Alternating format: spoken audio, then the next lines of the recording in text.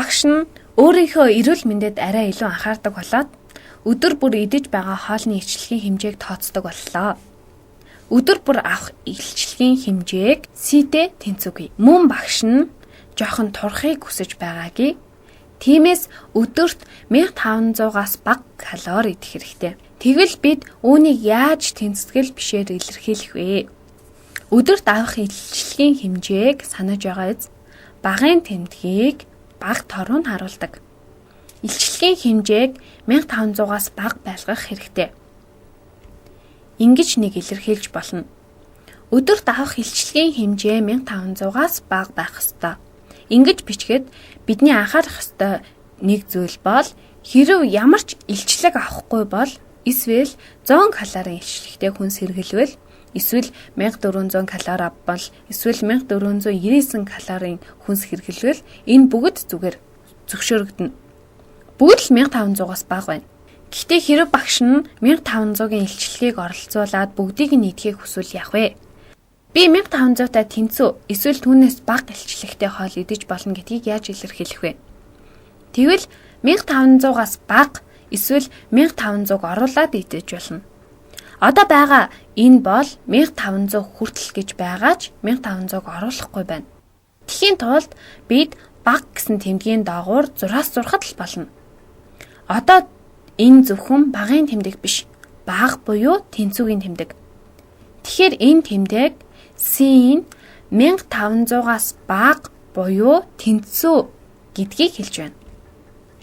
Одоо тэгвэл C-ийн утга 1500 байж болно. 1500-гийн илчлэгтэй хүнсийг өдөрт хэрэглэж болно. Хэрэв бид үүнийг тоон шулуун дээр зурхыг хүсвэл үүнийг бид бодохдоо тоон шулуун байна гээ.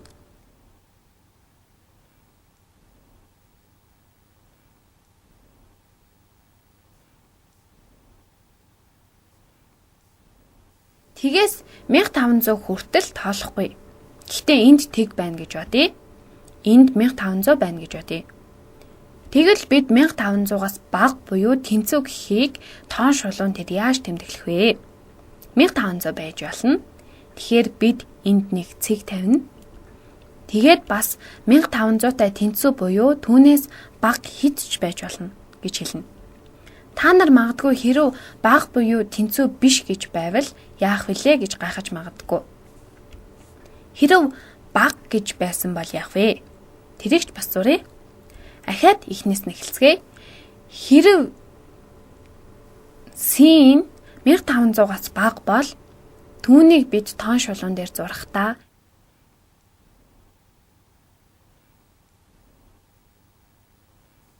энд тэг, энд 1500 байлаа гэвэл 1500-г оруулахгүй байгаа гэдгийг маш тодорхой болгох хэрэгтэй.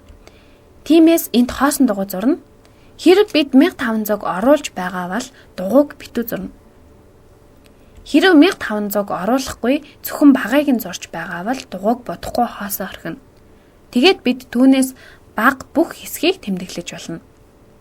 Одоо та нар магадгүй багшаа та багыг тэмдэглэлээ. Бас бага буюу тэнцвэг тэмдэглэлээ. Тэгвэл ихийг яаж тэмдэглэх вэ гэж бодож байгаах.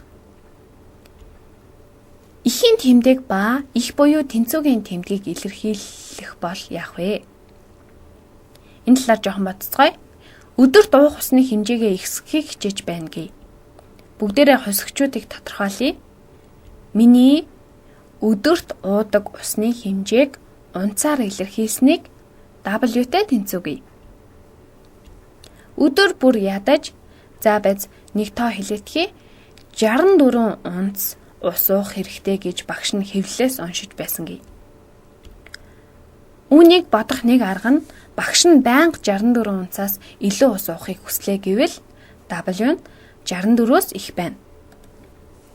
W нь их байлгах хэрэгтэй байгаа учраас W-гийн тал руу нээлттэй байна. W нь 64-өөс их байна. Үүнийг яаж дүрслэх вэ?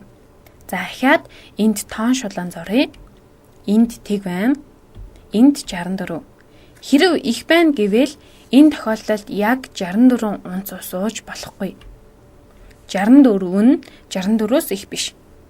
64,100-ны 1 эсвэл 64,100,000-ны 1 унцыг уух хэрэгтэй болно. 64-өөс их ямар нэг тоо байх хэрэгтэй.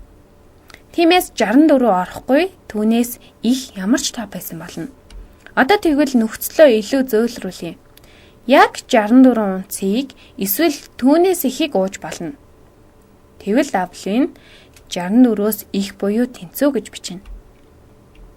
Үүнийг тоон шалгуун дээр тэмдэглэхдээ багш нь энд тэг ба 64-ийн хоорондох тоонуудыг тэмдэглэхгүй байгаа боловч энд тэг байна гэд энд 64 байна гэе.